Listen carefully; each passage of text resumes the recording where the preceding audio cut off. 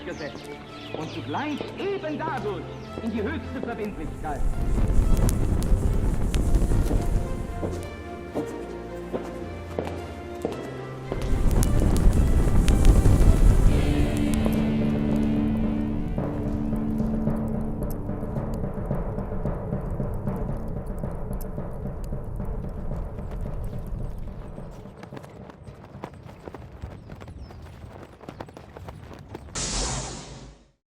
Bienvenidos una vez más a La Brújula, este programa por la pantalla de Conclusión TV, un programa que hago ya desde el año 2014, siempre lo decimos con alguna interrupción. Quien les habla, Lucas Carena, y un gran amigo que es don Pablo Javier Davoli, que lo tengo aquí a mi lado y aquí en estrecho mi mano. Porque bienvenido también y muy buenas tardes. Además de un amigo, como siempre lo decimos, es un compañero de batallas. Así es. ¿Cómo estás, compañero Pablo? de emociones. Sí. Bien, bien. ¿Todo bien? ¿Vos? ¿Cómo estás? No solo bien, porque seguimos incorporando en esta prestigiosa casa, ¿no? En tecnología en materia de sonido, sino ahora también cómo estamos ante una fachada distinta, ¿no? Sí, nos congratulamos. Realmente nuestras congratulaciones con el canal, porque me siento realmente contento de ver el crecimiento del canal y bueno, y estas incorporaciones, ¿no? Bien, en este vos caso estás como enmarcado en la brújula, sí, por lo que veo yo estoy como en el mar. Sí. No, realmente muy bueno, y felicitamos a Conclusión TV, siempre amén de felicitar, agradecer, ¿no? Porque sí, realmente sí. Nos reciben, uno realmente ya ha adoptado a Conclusión TV como la casa de la brújula. Y bueno, felicitar también a todo el equipo técnico de Conclusión TV y a todo el equipo directivo del canal por esta innovación tecnológica. Sí, y esa autosuperación que siempre nos sorprende para bien. Para tener un producto de mejor calidad, y bueno, nosotros tenemos que hacer nuestra parte. Así es, hacer nuestro modesto aporte. Muy bien, este programa, siempre lo decimos, se consagra a la advocación de la Virgen de Schoenstatt, que es madre, que es reina, que es educadora, la 3 veces victoriosa Mater ter Admirabilis de Schoenstatt. Siempre nos ponemos bajo su manto de protección y amparo para realizar esta empresa, esta campaña, ¿no? Esta misión.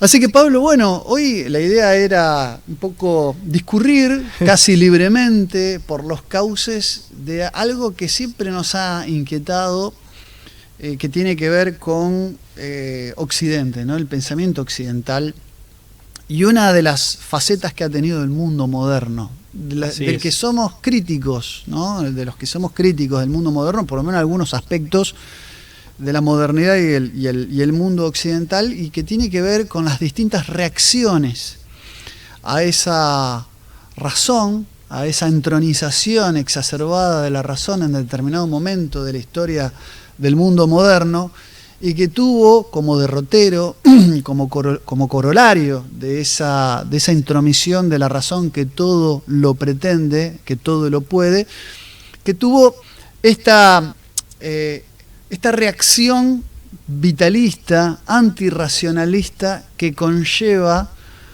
a la idea de la muerte de Dios, tal como la formuló Friedrich Nietzsche, ¿no? Es decir, el pensador alemán, ¿no? Filólogo, un hombre que pensó la filosofía, pero desde un abordaje. Exactamente, desde la literatura, desde la cultura, desde el arte, pateando todos los tableros a cómo se venía esa asociación entre filosofía y razón especulativa. Tiene varias reacciones, y una de ellas, quizás una de las más importantes, después de los grandes sistemas filosóficos como el de Hegel. Bueno, Friedrich Nietzsche va a golpear fuertemente esta sociedad entre filosofía y razón, y nos va a proponer esta idea, ¿no? de la muerte de Dios. Lo que pasa es ¿Cómo es que se llega a eso, no? Claro, y que finalmente conduce al nihilismo, ya proclamado, digamos, o ya presente en el pensamiento del propio Nietzsche. Si bien es un pensamiento que tiene etapas, es un pensador que tiene toda una evolución, o tiene toda una trayectoria en la que se pueden advertir distintas etapas, mínimamente 3. Que recupera de los rusos, ¿no es cierto? También Totalmente. De la literatura rusa. Totalmente, pero bueno, el nihilismo ya ahí se hace presente, Es cierto que hay intérpretes, y creo que tienen razón, que ven todavía un nihilismo, por absurdo que esto pueda parecer, o de pronto sea, pero hay un nihilismo que tiene o intenta tener un sentido positivo e incluso propositivo, sobre todo en el último Nietzsche, pero termina estancándose más allá de Nietzsche en el vacío existencial y en ese existencialismo de la nada del siglo XX, ¿no? Y el vacío existencial no solo como filosofía, como modo de pensar, sino también como estilo de vida. Pero eso, bueno, ya con posterioridad a Nietzsche, ¿no? En Nietzsche todavía hay un intento hay un nihilismo que pretende presentarse como positivo, al menos en el tercer momento de la evolución intelectual de Nietzsche, ¿no? Que él representa bien, si se quiere, con el niño, ¿no? Estos tres momentos de algún modo tienen una correlación con esas tres figuras, después en todo caso... El camello, el león y finalmente el niño, ¿no? Pero bueno, creo que eso finalmente fracasa, me permito colegir eso, y que bueno, ya en el siglo XX tenemos una filosofía de la nada, que es una no filosofía, es un pensamiento que finalmente no conduce a ningún lado, que no logra construir ningún sentido, y después el sinsentido práctico que podemos conocer, y la expresión es de Víctor Frankl, o por lo menos la utilizó mucho él, el vacío existencial, ¿no? Pero decís muy bien, Lucas, acá, bueno, hacemos un ping-pong, sí, pero... No. Yo lo que veo... Hay un fracaso de la razón, primero. Por eso esto es una reacción, claro, ¿no? Un diagnóstico, incluso. Está muy bueno esto que planteás, ¿no? Que en determinados momentos, siglo XIX principalmente, cierto romanticismo vitalista, después vamos a ver sobre este término, se pregunta, digamos, ¿por qué todo tiene que tener un sentido? O de pronto, ¿por qué hay una obligación de que todo esté orientado hacia un sentido final último, imperecedero? Y por qué también la pretensión arrogante de la razón de poder comprenderlo?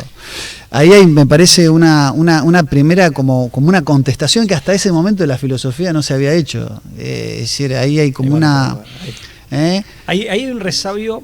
Lo que pasa es que hay un resabio que está muy por debajo de su lugar de origen o de su fuente de origen. Creo que el hombre, y acá nuevamente lo cito a Víctor Frankl, que es un autor que aquí en Argentina, un autor argentino que lo rescata mucho y que creo que hace una aportación enorme, trayendo a colación a este otro autor, es Mario Caponetto, psiquiatra y entiendo que psicólogo también. El hombre está en busca de sentido, el hombre tiene sed de sentido. La logoterapia es eso. Y la falta de sentido justamente nos enloquece, nos deprime, nos angustia. Con lo cual hay una propensión del hombre y una cierta instintividad que determina que genera una sed de sentido. Pero creo, y volviendo al tema del resabio, es interesante esto. Es lo que nos legaron los griegos, esta idea de logos, y detrás del logos de que hay un nous, una razón universal. Lo que pasa es que esa era la razón divina, ¿no? El nous con mayúscula, por así decir. Eso viene del pensamiento greco-latino y más específicamente griego, y la modernidad no está a la altura de eso. Pretende construir un sentido por fuera de eso, y es una pretensión que le queda grande. Con lo cual estos son los autores que se dan cuenta de ese fracaso del proyecto moderno, pero sin advertir que en rigor de verdad hay en el arte griego una intuición estética, una percepción estética, una intuición de que todo tiene sentido, pero en la filosofía griega y sobre todo en su mejor expresión, que uno siempre acota a la tríada nuclear, que es Sócrates, Platón, Aristóteles, aunque desde luego que desborda esta tríada, pero ahí está lo esencial. La idea de logos es la idea de que todo en el fondo tiene un sentido. Con lo cual, por eso decía, es una rémora, y el cristianismo desde luego profundiza esto muchísimo, pero en la modernidad, en definitiva, queda como rémora porque hay un intento de construir otro sentido que finalmente fracasa.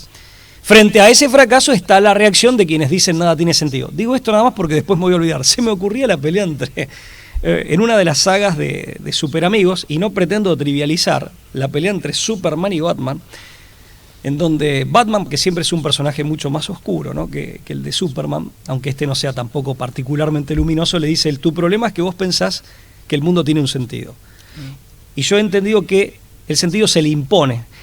Es la vieja pelea filosófica entre la razón y la voluntad. Justamente estos filósofos que critican la falta de sentido o que la denuncian frente al fracaso del proyecto de construcción de sentido moderno y de la razón moderna son los que ensalzan la voluntad. Claro. Bueno, justamente, la cultura occidental, dice, palabras de Federico Nietzsche, está viciada desde su origen y su error, ¿no?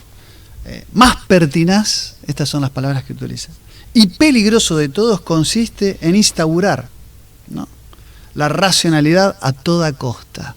Esto lo dice en el ocaso de los ídolos. Acá hay una suerte de crítica que lo que pretende, a mi humilde modo de ver, es la arrogancia primordial de la que se reviste esa razón que todo pretende abordarlo y explicarlo.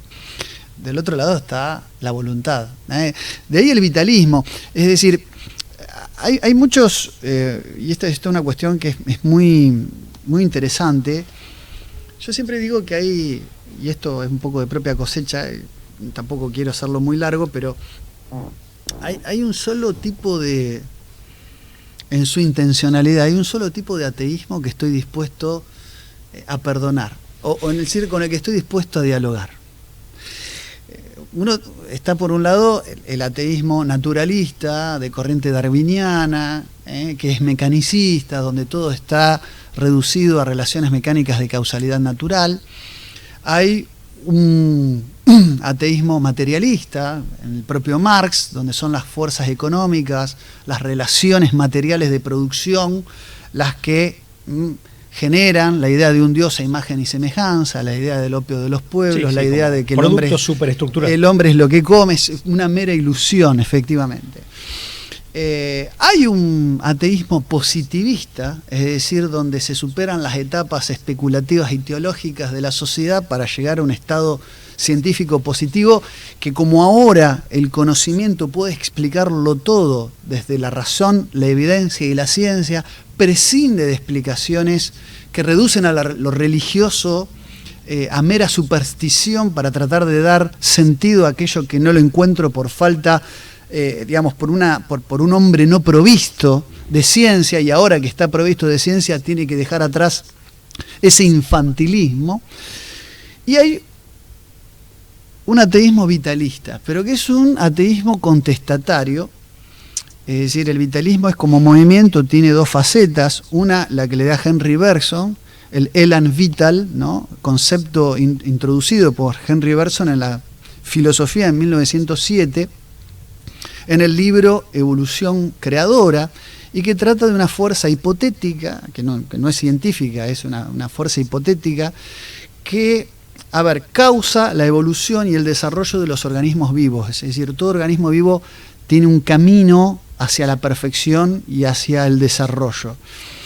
De hecho, hay un filósofo norteamericano, Ralph Waldo Emerson, conocido, que directamente le llama al Elan Vital de Henry Bergson, le llama Vital Force, fuerza vital, ¿no? Esa idea. Te das cuenta que son fragmentos, ¿no? Son fragmentos, por supuesto. Pero el otro sentido es el del vitalismo como una defensa de la vida, es decir, del hombre en sus necesidades naturales, es decir, de reconocer en el hombre esos aspectos incluso dionisíacos, como el hombre como un ser de necesidad, en el cual se ha enmarcado a Federico Nietzsche y con algunos matices también a José Ortega y Gasset. O sea, la idea del vitalismo occidental que se opone a los mecanismos del mundo regulado por relaciones de causalidad, donde estaría la voluntad humana como capaz de transformar su destino, de forjar su propio destino. Con ese ateísmo, que después llega a un ateísmo, con ese ateísmo, y después te voy a decir por qué estoy dispuesto a dialogar. No a transigir, a dialogar, ¿no? Dialogar se puede siempre. No, por supuesto, pero me refiero que entiendo las razones, en última instancia, que puede tener en determinado contexto histórico, no así las otras razones que son razones arrogantes. Estas son motivaciones, la idea de muerte. ¿Existenciales de reacción? De reacción. Sí, de una reacción que aparte muchas veces ni siquiera el propio autor comprende bien cuáles son las fuerzas que la movilizan.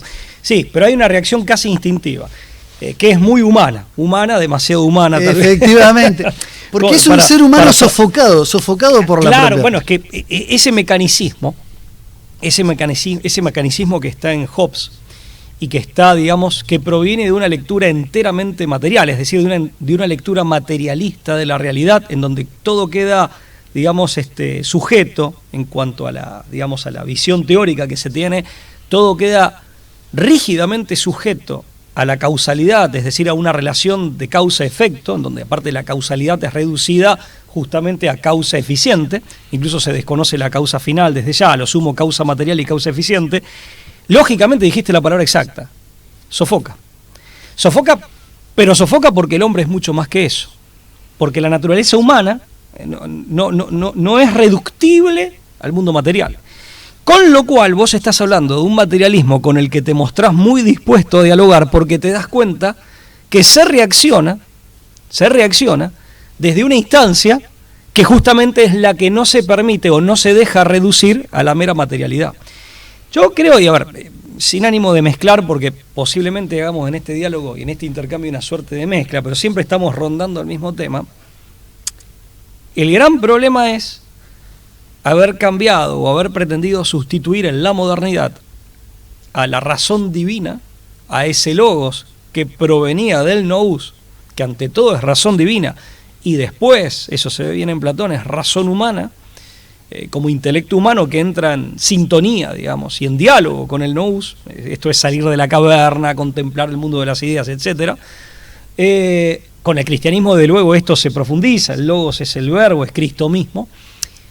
Haber pretendido sustituir la razón divina, que es la razón originaria, de donde proviene el orden y el sentido del mundo y de la vida, por una razón puramente humana, que primero se piensa a sí misma, de Descartes en adelante, y que pone... O sea, ahí creo que está, si se quiere, el defecto de origen de la modernidad. Entonces, sí. Perdón, yo me hice un pequeño esquema, pero... Perdóname, sí. Y digo esto, que confunde caos y misterio. Claro, porque no puede advertir del misterio, o lo que diferencia. Claro, reduce esta posibilidad de convivir con algo digamos, del orden de lo misterioso con el rechazo al caos. Te dejo hacer ese esquema. Es súper breve, pero esto lo saqué pero te cito una pequeña que va justo Dale. a colación del propio Federico Nietzsche en La voluntad de poder. Dice, la ciencia ha sido hasta ahora un proceso, le habla de esa razón humana, ¿no? La ciencia ha sido hasta ahora un proceso de eliminar la confusión absoluta de las cosas mediante hipótesis que lo explican todo, un proceso originado en la repugnancia del intelecto por el caos. Es decir, el intelecto repugna el caos, ¿no? Él no solo dice que hay un fracaso, porque es cierto, pero Nietzsche, el problema que creo que se le plantea a él, y en esto creo que consiste su error, y esto lo digo desde luego modestamente, es un autor de gigantesca talla, pero él advierte que esa ciencia materialista, esa ciencia que en realidad es ideología cientificista, no logra explicarlo todo. Entonces, lo que pasa es que él niega que entonces haya una explicación. Una cosa es decir, bueno, digamos, una cosa es declarar el fracaso de esta explicación y de los parámetros paradigmáticos que le sirven de marco, que explican el fracaso. Otra cosa es decir, no hay sentido, no hay explicación. Y ahí creo que hay un problema en cuanto a cómo reacciona. Pero entiendo, es una reacción que en el fondo proviene de algo... Como reacciones, sí, en algún punto yo también simpatizo, porque ciertamente que lo otro es sofocante. Y lo moviliza un amor por Occidente. No, y por la vida. Y por la vida, ¿no? Y por la libertad, sí. En algún punto te diría que reivindica al intentar, digamos, sustraer o eximir al hombre de esto tan sofocante y tan restrictivo, de esa causalidad ciega, fría, rígida y que no admite ningún tipo de matiz ni de excepción. Que esto yo siempre advierto en el mundo jurídico, ¿no? Es muy terrible y puede conducir a consecuencias trágicas pensar al derecho como ordenamiento jurídico positivo de esta manera, como si se tratara de un mecanismo. Eso viene de Hobbes, ¿no? Claro. Entre otros autores. Bueno, es que yo lo que veo es que cuando hablamos de este diálogo con ese ateísmo vitalista, no es tan insectificante como los ateísmos mecanicistas. Porque hay una rebelión del hombre real. Más allá de que es una rebelión medio ciega. Pero a eso me refería con la posibilidad de un diálogo. Porque no es insectificante, no te cosifica como los modelos mecanicistas. Es que en la Galla Ciencia, cuando él, de hecho, declara, por así decir, la muerte de Dios, en definitiva lo que está haciendo es más bien diagnosticar y más allá de la posición, del posicionamiento teológico, él lo presenta como algo en principio trágico. Hay algún matiz que permite avisorar que se puede salir de eso tan trágico, pero en principio en la Gaia Ciencia está planteado como algo trágico y está diagnosticando una época. En ese sentido, creo que son autores que deben ser interpretados, o el aporte que han hecho debe ser, mi modesta opinión, interpretado de esa manera ante todo. Ahora, hoy la tentación vuelve ¿con qué? Con la inteligencia artificial y la tecnocracia. Yo me hice este esquemita muy escolar, por cierto, pero es porque uno... O sea, la razón divina universal, como razón universal, el nous que da lugar al logos, y el logos que a su vez, dentro del logos distinguimos nomos y physis, y en el nomos los juristas han advertido al derecho, o identificado al derecho natural, que con el cristianismo el logos es Cristo, está la ley eterna, y esto es producto de la razón divina, fue sustituido en la modernidad por la razón humana universal. ¿Qué mejor ejemplo de la razón humana universal que pretende ese lugar que, por ejemplo, el imperativo categórico de Kant? Pero hoy, si se quiere, en el plano jurídico y político, vemos un reflejo, o si se quiere, un último estertor, un último intento de esto, en la constitución cosmopolítica y cosmonómica de Luigi Ferrajoli, autor neoconstitucionalista italiano. Son nuevos intentos, nuevas versiones de los muchos que podemos mencionar de esta razón humana universal que el proyecto moderno, que todavía da algún que otro manotazo de ahogado en plena posmodernidad y quiere redoblar la apuesta en algunos sectores, intentan crear una suerte de razón humana universal. El intento de Kant es ese. Lo que pasa es que lo de Kant, ¿cómo puede convencer a alguien si finalmente todo es hipótesis? Y hasta Dios, como noción, como idea, como concepto, no deja de ser una mera hipótesis. Eso desde luego no puede convencer a nadie, pero aparte no puede convencer intelectualmente, mucho menos afectivamente, emocionalmente, vivencialmente. Hoy creo que hay y esto también con alguna audacia uno lo plantea, un renovado esfuerzo por una razón universal, pero de origen humano, de manufactura humana, sustituta en lo que yo llamo ultramodernidad, que es la última apuesta de la modernidad, el último manotazo de ahogado en el transhumanismo, con la inteligencia artificial, que es lo que nos advierte Heidegger de la razón técnica, que aparte es, de todas las modalidades o expresiones de la razón, la más baja.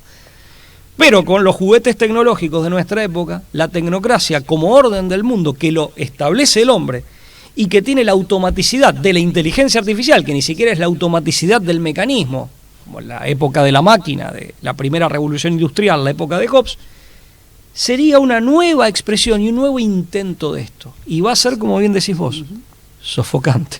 No, es que la máquina, aparte, la máquina y la tecnología es aparte el aspecto visible de la ciencia y la razón, y es como el sabor de la golosina, entretiene, pero no alimenta. Bueno, y va a deshumanizar. Por eso, porque bien dijiste, es como la expresión de la razón más depreciada, la más elemental. Es decir, el nivel de raciocinio. Pero que pretende regirlo todo y darle sentido a todo. Entonces, la inteligencia artificial a que apunta necesariamente viene de la mano, no solo como dispositivo tecnológico, sino, primero que aparte no es un alguien, aunque pretenda hacerlo o sea percibido de esa manera. Lo simula muy bien. Es un algo, claro. Es un algo. Pero en definitiva, el sueño tecnocrático del gobierno por inteligencia artificial y de encontrar todas las respuestas mediante el uso de inteligencia artificial conlleva la idea de un gobierno tecnocrático que también sea universal, que tenga la misma universalidad. Por eso la idea de gobernanza primero y finalmente de gobierno mundial necesariamente le va asociada. Pero bueno, yo creo que son nuevos remedios de la verdadera razón universal. En definitiva, mi modestísima tesis, que aparte estoy planteando de un modo así muy descarnado, es: perdida la razón universal real, ha habido remedios de razones universales. Acá hay un último ejemplo. Y Nietzsche es uno de los hombres que se dan cuenta de que, no se da cuenta de que es un remedio de algo real, sino de que es algo que falla. Y reacciona profundamente. Aparte reacciona con cólera, que es lo propio de, sobre todo, un hombre que es más, que viene de la literatura, que es un artista, que tiene una impronta estética, un sentido estético muy marcado, y que es un alemán, es un germano. Sí. Nosotros pensamos que los alemanes son fríos, no, son coléricos, no son sanguíneos, como podemos ser los latinos, ¿no? Los italianos, pero, o sea, tiene esa reacción colérica.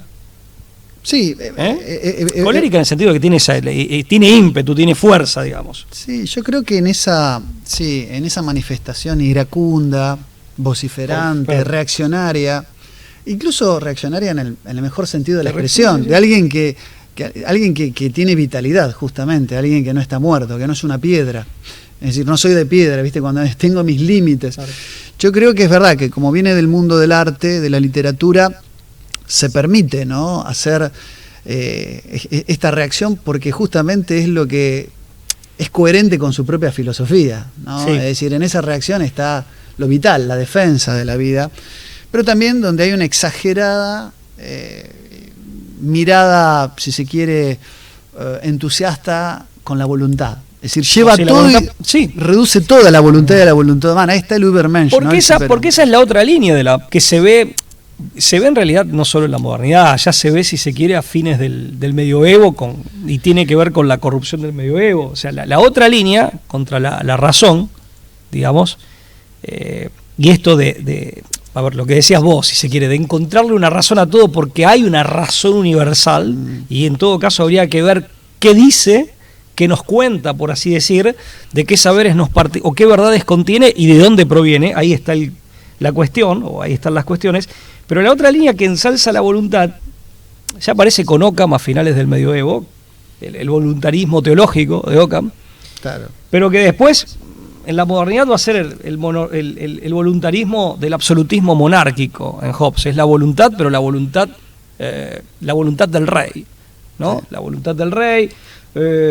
Después va a ser la voluntad, pero la voluntad del individuo, en el individualismo que se expresa en el liberalismo, entre otras ideologías, pero fundamentalmente o principalmente en el liberalismo. Pero fíjate que es interesante porque el liberalismo lleva esto de la voluntad. Si no, pero el liberalismo tiene parámetros objetivos de razón. Los derechos naturales, que reduce básicamente a 3 derechos subjetivos: vida, libertad y propiedad. Está bien, y conceptualmente incluso subsume todo en el concepto ampliado de propiedad. Pero está bien, pero eso lo hace el liberalismo a los efectos de segmentar espacios de libertad, pero en donde lo que rige es la voluntad del individuo, soberana, sin atarse nada, no es voluntad para nada. La voluntad general de Rousseau, que es una voluntad de mayorías, y finalmente es la voluntad del sobrehombre o superhombre de Nietzsche. Pero esa es para mí la línea de los que, frente a la cuestión de la razón y cuál es la razón universal, proponen la voluntad y la van asignando a distintos sujetos. Sí, hay una cosa que digo, ¿cuál es el error, ¿no?, de este vitalismo? ¿Dónde incurre en el traspiezo tropezón que lo hace desviar? Y esto siempre lo decimos con la humildad de la talla de los pensadores de los que estamos hablando y de la influencia que tienen estos pensadores para Occidente, ¿no?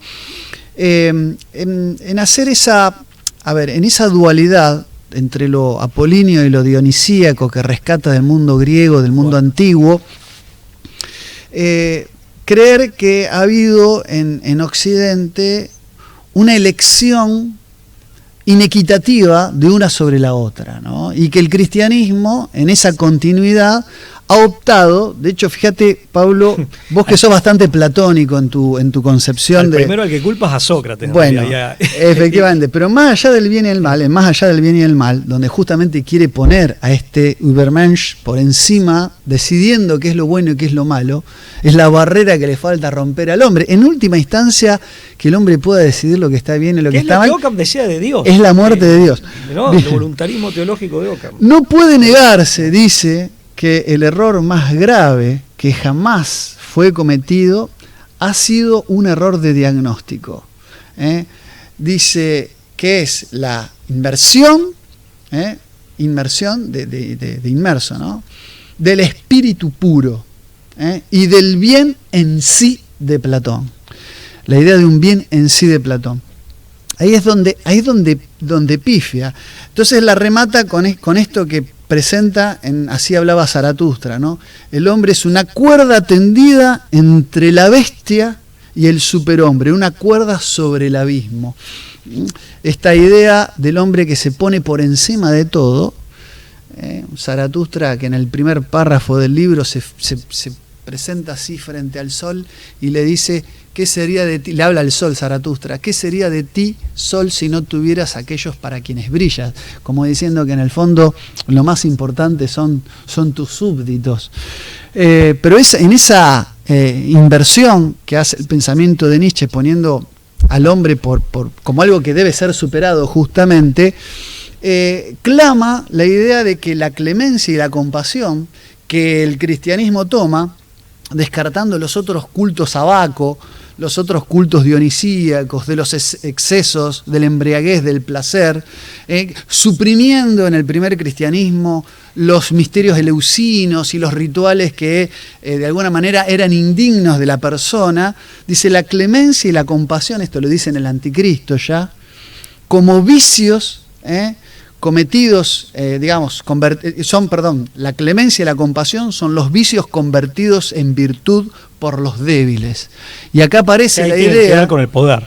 Acá aparece la idea de la moral cristiana como moral de los esclavos. Es decir, como esta idea de que hay una imposición y un triunfo de determinado tipo de concepción moral que en la genealogía que hace él como filólogo de la moral, encuentra en algún momento hubo múltiples morales y nos hemos quedado con una, la de los esclavos.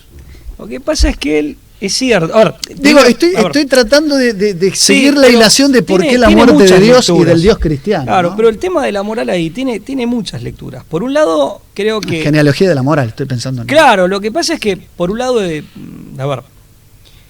se queda, él ve que él tiene una interpretación, si se quiere, una interpretación que no suscribe, desde luego, que él, hace objeto de crítica, pero una interpretación estoica del cristianismo, tal vez porque también ha conocido expresiones del cristianismo que no han sido las mejores. Y el ascetismo propio de cierto... Yo siempre digo, fíjate que hablando del hombre en su conjunto, él dice, bueno, yo acá, vos me decías, yo soy platónico, y es cierto, trato de serlo. Que lo has manifestado, claro, que es un filósofo que te considerás... Que considero que tiene la posta, por así decir. O sea, del carruaje del alma, con el que Platón se permite, y lo hace muy bien, graficarnos, es decir, ponernos de manifiesto en cuanto a nuestra naturaleza esencial. Platón no propone, como sí de algún modo van a proponer los estoicos, entre otras corrientes de pensamiento y de ascetismo y de filosofías de vida, e incluso religiones. Platón no propone al caballo negro, que es el que representa la instintividad y sobre todo a los apetitos inferiores, claro, y al caballo blanco, que representa las pasiones, no propone matarlos, desactivarlos, drogarlos o cortarles las patas. Propone que se los gobierna la razón, mediante la fuerza de voluntad, pero la razón tampoco es la razón moderna, ahí está, es la razón humana en conexión con la razón divina, con el nous divino. Provista de virtud. Claro, y la razón que mira, digámoslo así escolarmente, pero verdad, bien y belleza como facetas del ser, está mirando la idea de bien y el mundo de las ideas. Claro. Esa razón que es el intelecto, la razón metafísica. Entonces, ¿qué nos pasa? Que la modernidad al cochero, que era la razón, ya no es el intelecto que logra contemplar verdad, bien y belleza, que logra salir de la caverna, sino que es una razón mucho más depreciada. Después viene Nietzsche y te dice, yo lo interpreto así, como quedémonos sin el cochero, quedémonos sin el cochero, o sea, que sean los instintos y las pasiones que vamos para adelante.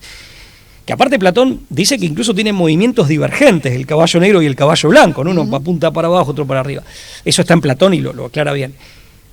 Pero ¿qué pasa? Ciertas expresiones más empobrecidas, más pasadas por agua, más degradadas del cristianismo, y está bien lo que dijiste vos, venían con esta idea más estoica de la represión por la represión misma. Y entonces un poco, volviendo a la metáfora, a la alegoría del carro... Sofocando lo que de vital y natural tiene el ser humano, ¿no? Sí, sería en este caso, en el caso de los caballos, sí, cortarle las patas a los caballos.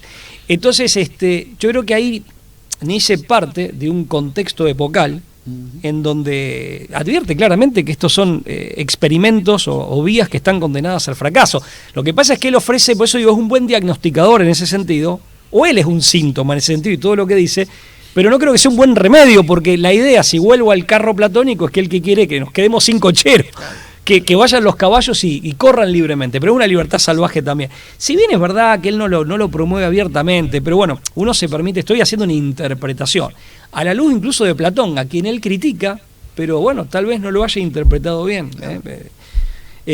eso, el que le destaca el ambiente protestante, aparte en el que se formó Nietzsche, con el rigor, con un rigor religioso reglamentarista también, es Alberto Huela. Y yo me permito agregar esto también, en cuanto a la noción de moral como deber, ese rigor reglamentarista se había agudizado por la concepción ética kantiana, que es contra quien Nietzsche, otro alemán, otro, prusiano de Königsberg, que es contra quien Nietzsche va a arremeter. Entonces esto también explica el movimiento de reacción, si se quiere, ¿no? Sí, estoy de acuerdo y te diría que, digamos, como para aportar algo, digamos, a esta idea de por qué Platón no, es decir, reduce al pensamiento de Platón a la primacía de lo estoico en eso del control, que vos bien decías, es el control de las pasiones auténtica. Claro. Pone al ascetismo, al estoicismo, ¿no? Y al cristianismo como el difusor de solo este aspecto del mundo como clásico. Como algo castrador, lo pone, como algo mutilante. Mutilante. Ahí está lo de la asfixia que hablábamos al principio. Entonces él termina haciendo un recorrido llegando a esta idea de que Platón es el que pone el apolíneo como virtuoso por encima de lo dionisíaco, de donde estaría el desenfreno, la colasía, como algo que debería también tener su propio espacio para la verdadera vitalidad. Pero que en realidad no es así, porque por eso digo que me parece que es, insisto, una mala lectura del platonismo y del cristianismo. Pero yo estoy de acuerdo, ¿no? Con eso, claro. Pero también una mala lectura que, digamos, en gran medida, en su error, había sido abonada por expresiones, sobre todo del cristianismo, en ese contexto que no eran las mejores, las más fidedignas. Pero por supuesto, porque porque, perdona, Lucas, el Euteros Antropos es un antropos, es un hombre virtuoso, libre, pero justamente es libre, es vital, es fuerte. Pero ¿por qué es virtuoso? O sea, él entiende que el Dios monoteísta que sustituye, ¿cuál es el camino? Es la sustitución de los viejos dioses del Olimpo, del panteón politeísta, sustituido por el Dios cristiano, que es el Dios judeo-cristiano. Acá también hay un remedio y hay una concepción que Federico Nietzsche va a tomar muy de Wagner, el recupero, ¿no?, de los antiguos valores mitológicos. Fíjate que acá lo mitológico también se contrapone con el logos.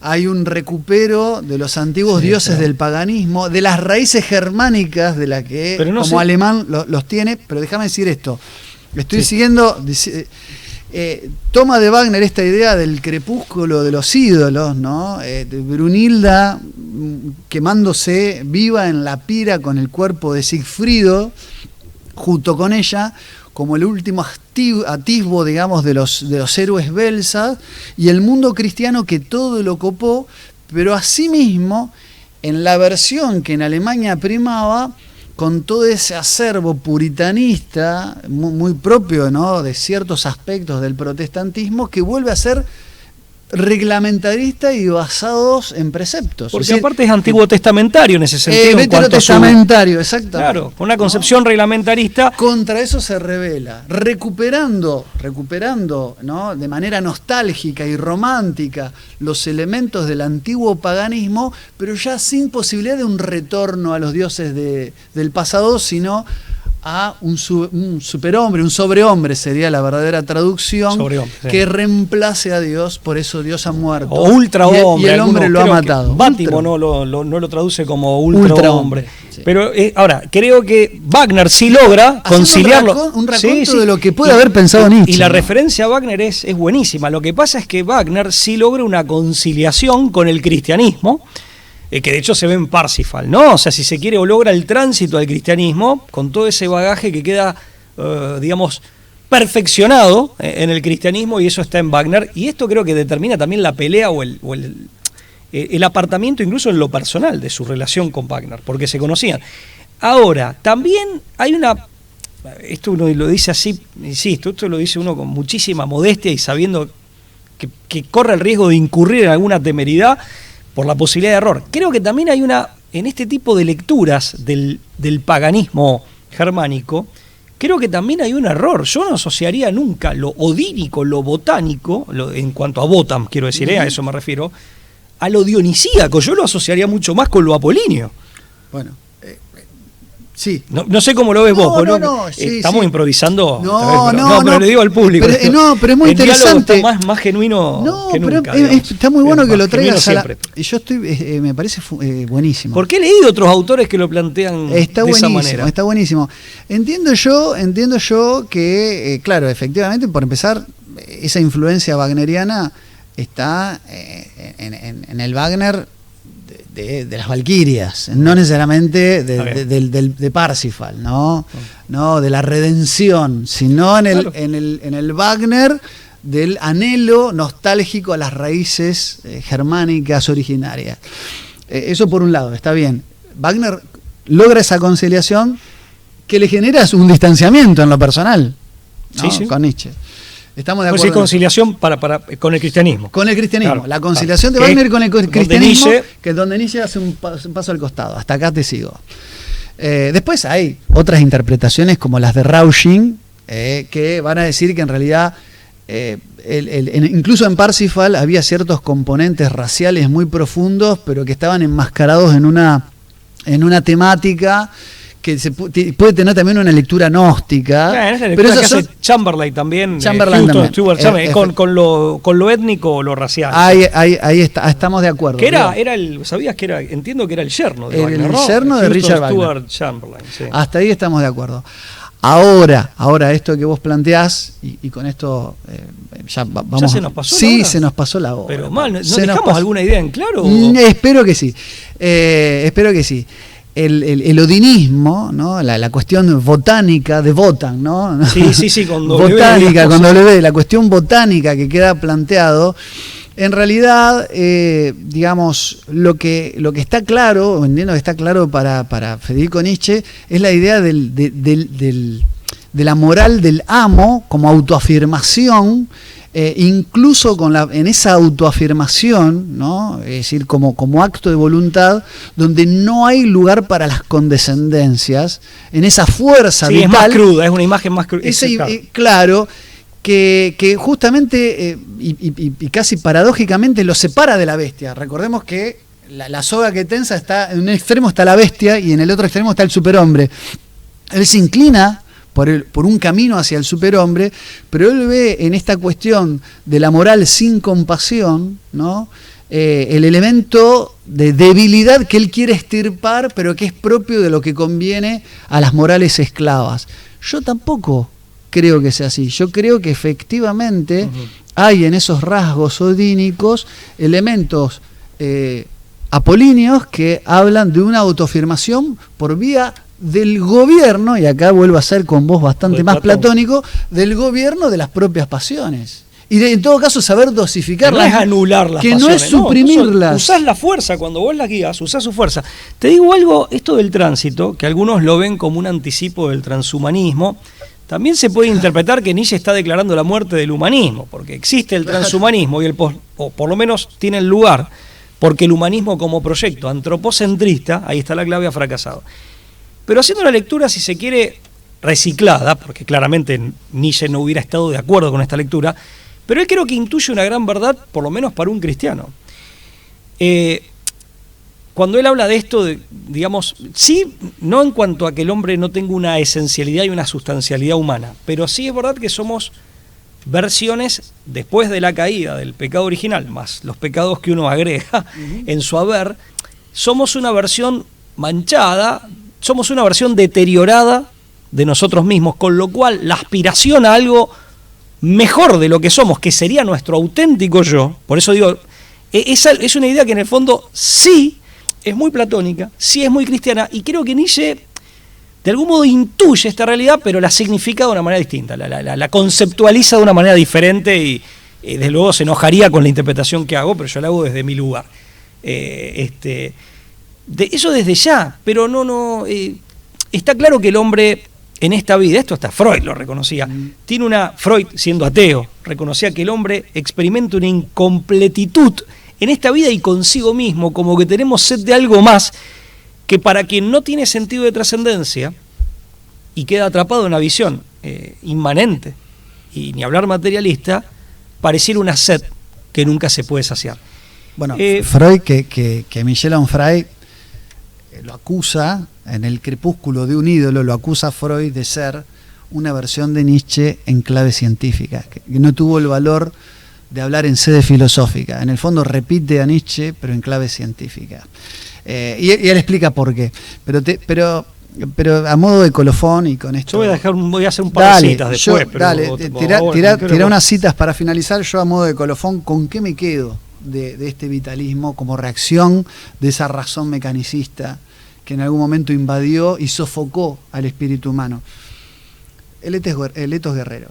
Es decir, en Nietzsche lo que en el fondo hay, algo de lo que nosotros nos hemos hecho eco, por eso. es el recupero de un etos guerrero, que en todo caso él considera incompatible con las virtudes cristianas, cosa que me despego completamente de eso. Otra mala interpretación del cristianismo. Aparte, ¿qué hace del cristianismo? La caballería medieval es un ejemplo vivo de que eso no es así, pero... Cuando dice el tema de que quieren salvar su vida, perdón la interrupción, pero... Sí. Dice que la debilidad, la moral del esclavo es aquel que quiere salvar su vida a toda costa. El cristianismo consiste en exactamente lo contrario, la disposición a entregar tu vida en todo momento. Claro, efectivamente, que es absolutamente cercano al etos guerrero, tal cual como se ha presentado, ¿no? por múltiples voces. Pero digo esto, me quedo con ese intento de salvaguardar la idea del espíritu de guerrero y con esto también abofetear a cierto intelectualismo, es decir, una filosofía que le habla a la academia y en contra de la academia. Ojo, siendo él un profesor, ¿no? Un simple profesor, dice, yo me quedo con el guerrero. Es decir, una filosofía que ve una filosofía más profunda en el guerrero que en el propio intelectual o en el intelectualoide. Me quedo sus con problemas de salud le impidieron también llevar otra vida, ¿no? O sea, también era la que él hubiera querido, ¿no? Claro. Yo creo que después circunstancias. Fuertes migrañas y varios problemas. Problemas muy graves, estomacales, no podía comer casi nada. Quizás todo relacionado. Sí, todo relacionado. Entonces, es cierto. Y ahí una mala relación conflictiva con su hermana, ¿no? También, ¿no? Sí. Conflictiva, o sea, se le adjudica, ¿no? Y hasta malas interpretaciones, ¿no? A la intromisión, la injerencia de su hermana, ¿no? Sí, hagamos un homenaje, un recuerdo homenaje a Silvio Maresca, fallecido ya, siempre rezamos por su eterno descanso, amigo, como bien decís, que era un experto en Nietzsche. Un verdadero erudito. Argentino. En el tema de Nietzsche, ¿no? Gran filósofo y experto en Nietzsche. Compañero de Vuela en el programa Disenso que hacíamos por... Si Alberto Vuela ve este programa, vamos a ver que nos haga una devolución, porque aparte nosotros nos metemos en terreno de él, que el filósofo es él. Espero que no. Sí, no, Lucas, una interpretación, eso te iba a decir, yo le puse debilismo, viste que a veces se dice pobrismo, bueno, sí, es una mala interpretación del cristianismo, que incluso a veces se hace desde adentro y a veces desde afuera, achacándosele al cristianismo, un efecto que no tiene. Cierto victimismo también. Como si fuera una suerte de apologética de la debilidad, y no es eso. No es eso. Aquel que entrega, por eso Cristo justamente destaca y se esmera en aclarar que entrega su vida voluntariamente. No es una actitud ni obligada, ni por miedo, ni por un mandato del que no puede zafarse. No. O sea, la da libremente, y ahí está la fuerza del autodominio, que indica justamente una vitalidad, pero una vitalidad que ya es de otro orden, que va más allá de esta vida y que permite trascender los límites pequeños de esta vida. 2 citas, nada más voy a hacer muy breve. No, pero además que vence a la muerte finalmente. Claro, esta es la mayor... Claro, gracias por gracias por el agregado necesario, totalmente. Y es eso lo que lleva a la resurrección, claro, o lo que conlleva a la resurrección. Y en Cristo todo cristiano entiende que pasa lo mismo, ¿no? Que pasa lo mismo con uno mismo.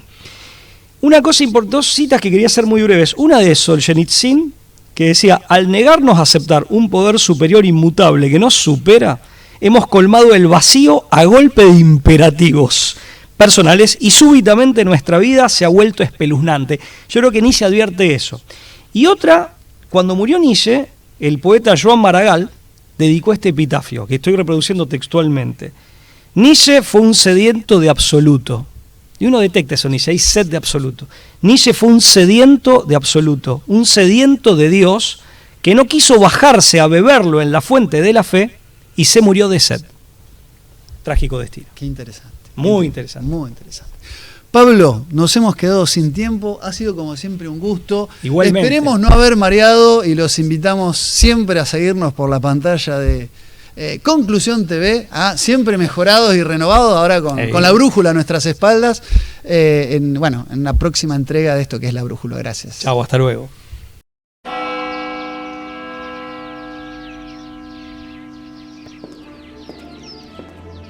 Freiheit gesetzt und zugleich eben dadurch in die höchste Verbindlichkeit.